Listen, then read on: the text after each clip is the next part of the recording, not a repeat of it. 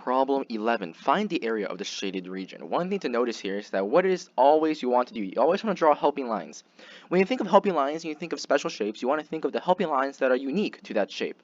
When we think about a rectangle, we think about diagonals. And so let's connect the diagonals just from simple speculation. If we were to draw a rough diagonal, we realize that it roughly passes through that intersection point. And in most cases, you just have to assume that that is the case, because otherwise, you won't be able to solve the question.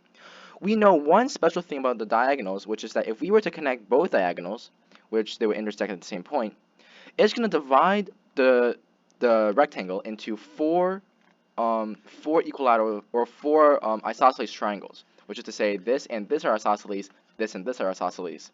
So with this, what can we say?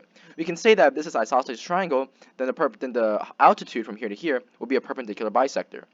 If it's going to be a perpendicular bisector and this entire length is 5, then that means this base will be 5 over 2, which goes for this base as well, 5 over 2.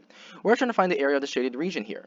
So we know if the base, right, if the base is going to be 5 over 2, then we can also say, well, we can also say that this altitude right here, this height, is going to be a perpendicular bisector with 5 over 2, but that is going to divide this into 2 equal lengths as well. And so since the sum of this entire thing is 8, this has to be 4 and this has to be 4, which means this is 4.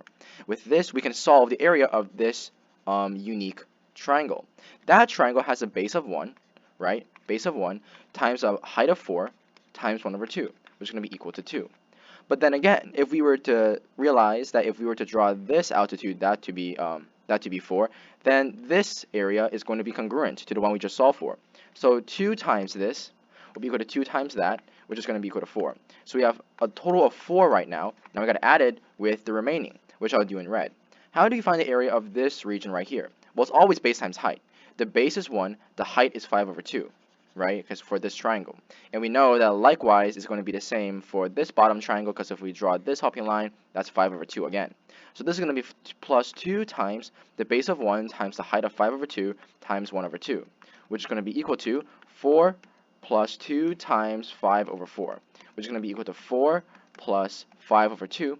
And if we have this out the way, then we know that this is going to be equal to and that's going to be 8, so 13. 13 over 2. Now, they're doing it in a mixed fraction, so that's 6, 2, and 1. So 6.5 will be answer choice D, and we are done.